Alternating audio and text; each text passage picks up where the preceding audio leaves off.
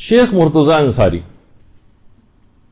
کہا جاتا ہے کہ آج کل جتنے بھی علماء ہیں، جتنے بھی مجتہدین ہیں، کوئی شخص بھی اس وقت تک مستند عالم دین نہیں بن سکتا جب تک کہ وہ شیخ انصاری کی کتابیں جیسے رسائل ہے، مقاصد ہے، فرائض الاصول ہے اور اس طرح کی بہت ساری کتابیں ہیں، ان کو پڑھے بغیر تصور ہی محال ہے کہ کوئی شخص مجتہد تو کجا ایک بڑا عالم دین بھی قرار پا سکے۔ خاتم الفقہاء والمجتہدین ان کا لقب ہے، اور کتنے بڑے ہمارے عالم اور مرجع گزرے، شیخ محمد حسن جو کہ صاحب جواہر الکلام کے نام سے مشہور۔ ان کے انتقال کے بعد مرجعیت شیخ انصاری کے ہاتھ میں آ گئی تھی، اور بلکہ صاحب جواہر خود ان کی مرجعیت کی معرفی کر کے گئے تھے کہ میرے بعد مرجع یہ ہوں گے، اور اتنا عظیم مقام حاصل کیا کہ حرم امیر المومنین علیہ الصلوۃ والسلام ہی میں مدفون، اللہم صلی علی محمد۔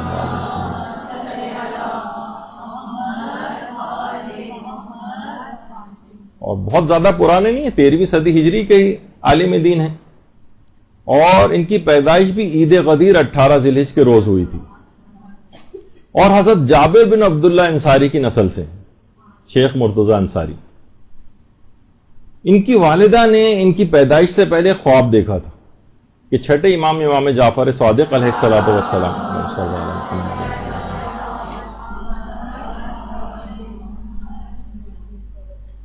ان کو ایک تحفہ دے رہے ہیں، ایک بہترین جزدان کے اندر لپٹا ہوا قرآن۔ علماء نے اس زمانے میں تعبیر کی کہ ان کو ایک بلند پایا فرزند پروردگار عالم عطا فرمائے گا، اور اس کے بعد شیخ انصاری کی ولادت ہوئی، اور ان کی والدہ بھی اتنی عظیم خاتون تھیں کہ وہ خود فرماتی ہیں کہ میں نے ایک مرتبہ بھی بغیر وضو کے شیخ انصاری کو دودھ نہیں پلایا۔ خاص طور پر خواتین خود محسوس کر سکتی ہیں کہ ابتدائی دنوں کے اندر پیدائش کے بچے کو کس قدر جلدی جو ہے غذا کی احتیاج ہوتی، ہر 1 گھنٹے بعد 2 گھنٹے بعد، یعنی ممکن نہیں ہوتا، کتنی اس کے ساتھ مشکل ہے، لیکن اس مشکل میں بھی ایک مرتبہ بھی ایسا نہیں ہوا کہ ان کو غذا وہاں پہنچائی ہو اور اس وقت وہ وضو کی حالت میں نہ ہو۔ تو بہرحال شیخ انصاری جیسا پھر ان کا بیٹا جو ہے، ظاہر محنتیں کرنا پڑتی ہیں، ریاضتیں کرنا پڑتی ہیں، بلند مقامات کو لے کر اتنی آسانی کے ساتھ تو حاصل نہیں ہو جاتا کہ ٹی وی ڈرامے اور موسیقی اور سب دیکھتے رہیں، اس کے بعد بچے جو ہیں وہ اس اعلیٰ پائے کے جو ہیں وہ گھر کے اندر آ جائیں۔ تو اس زمانے میں بھی، اس زمانے کے مطابق علماء نے کہا ہے کہ اس زمانے میں بھی شیخ انصاری کے 4 کروڑ مقلدین دنیا کے اندر پائے جاتے تھے، اور زہد و تقوی کا یہ عالم تھا کہ انتقال کے بعد کل 17 تومان ان کے پاس تھے، بس 17 تومان، اور اتنا ہی تقریباً مقدار میں قرض تھا۔ وہ پوری کی پوری رقم جو بچی ہوئی تھی وہ قرض کی ادائیگی میں صرف ہوئی، اور ان کے کفن اور دفن وغیرہ کے اخراجات بھی ایک صاحب ایمان نے خود برداشت کی۔ تو یہ ہیں شیخ انصاری۔ اب شیخ انصاری نے اتنا بلند مقام کیسے حاصل کیا؟ باقاعدہ ایران میں ان کی شخصیت کے کارناموں کے اعتراف پہ ڈاک ٹکٹ بھی جاری کیے جاتے ہیں، اور ایک احترام تو ان کے متعلق ملتا ہے کہ شیخ انصاری کے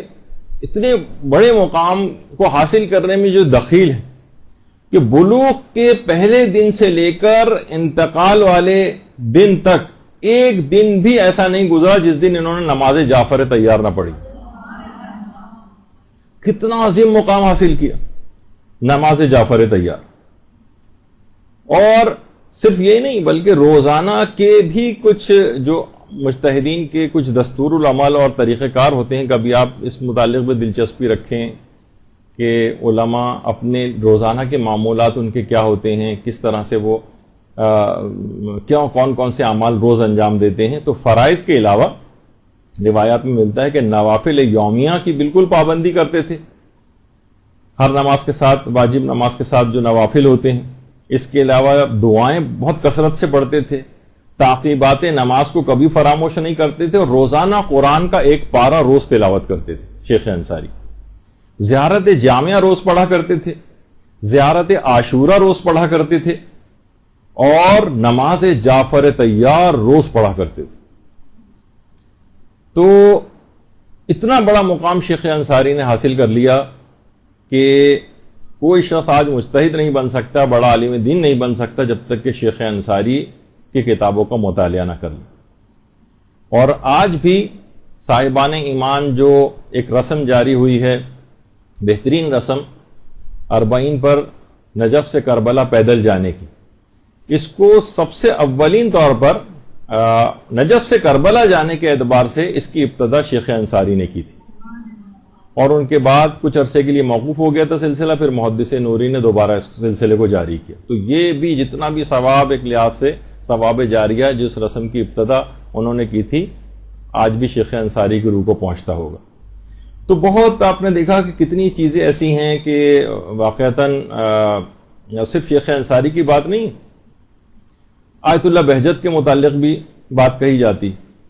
کہ مرجعیت کی کتنی ان کے پاس، سوچئے کہ ذمہ داریاں تھیں، کتنی زیادہ مصروفیات ہوتی ہیں ایک مرجع کے پاس۔ ان تمام مصروفیات میں سے بھی 24 گھنٹے میں سے 12 گھنٹے عبادت خدا انجام دیتے تھے آیت اللہ بہجت، 12 گھنٹے، اور 24 گھنٹے میں سے فقط 4 گھنٹے سوتے تھے بس۔ اور کہتے تھے کہ واقعتاً جو جس اعتبار سے نمازیں پڑھتے تھے، کہتے تھے اگر لوگ نماز کی لذت کو محسوس کر لیں تو انہیں اندازہ ہو کہ دنیا میں کوئی لذت نماز کی لذت کے مقابلے میں نہیں۔ اور آج لوگ کتنا گھبرانے لگیں کہ بھئی آپ کے تو یہ ختم ہی نہیں ہوتے، اور 36واں اور 35واں چلے جا رہا ہے، کب ختم ہوں گے، انتظار کریں گے درس کب ختم ہوں گے نماز کے۔ جیسے میں نے کہا تھا نماز وحشت خبر ان لوگ بھی پڑھی جاتی جو خود نماز سے وحشت کر رہے ہوتے۔ تو بہرحال اتنی لذت انگیز چیز ہے یہ نماز، جیسے کہ واقعتاً حج کے سلسلے میں بھی امام کے پاس لوگ آتے تھے کہ مولا 40 سال سے آپ حج کے فضائل بیان کر رہے ہیں اور ابھی تک حج کے فضائل اور مسائل ختم ہی نہیں ہوئے۔ امام نے کہا کہ جس حج کا حضرت آدم کی پیدائش سے 4000 سال پہلے یا غالباً 2000 سال پہلے سے جس کا طواف ہو رہا اور حج کیا جا رہا، تم چاہتے ہو کہ صرف فقط 40 سال کے اندر اس کے فضائل ختم ہو جائیں۔ تو اس لحاظ سے واقعتاً نماز اور یہ چیزیں ایسی ہیں کہ ساری زندگی بھی ان کا تذکرہ ہوتا رہے۔ اس کی جو لذت ہے نماز کی، وہ خود آیت اللہ بہجت کہتے تھے دنیا کی تمام لذتوں کے مقابلے میں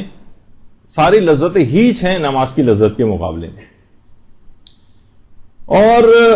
ان کے بیٹے کہتے تھے ان کے متعلق بات کرنا اتنا زیادہ مشکل ہے کہ اپنی زندگی میں تو کسی کو اپنے متعلق کوئی تعریفی بات، کوئی چیز نقل کرنے کی اجازت ہی نہیں دیتے تھے۔ بلکہ کتاب، ابھی اس کا ٹائٹل بھی آپ کو دکھاؤں گا، بسوئے محبوب کے نام سے وہ کتاب ان کے ارشادات اور ان کی نصیحتوں کے اوپر ان کی زندگی میں ہی کمپائل ہو رہی تھی۔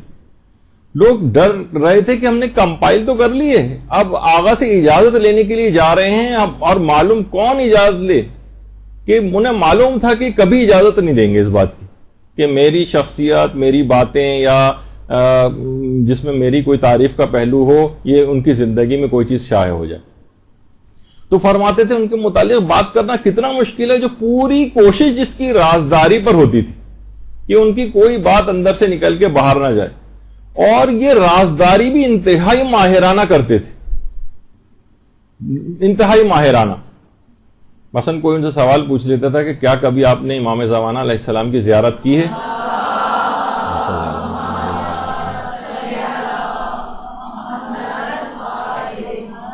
تو وہ فرماتے تھے کہ میں یہ نہیں کہتا کہ مجھے امام زمانہ کی زیارت نہیں ہوئی۔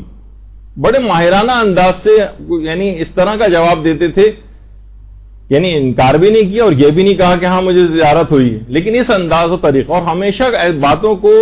کسی اور کی طرف نسبت دے کر یا ایسا توریہ وغیرہ جسے کہا جائے کیا کرتے تھے کہ لوگوں کو یہ پتہ نہیں چل پاتا تھا کہ یہ جو معارف چیزیں یا کوئی معجزہ یا کرامت بیان کر رہے ہیں یہ اپنے متعلق ہے، کسی اور کی بات بیان کر رہے ہیں۔ تو یہ ان کا ایک طریقہ کار تھا،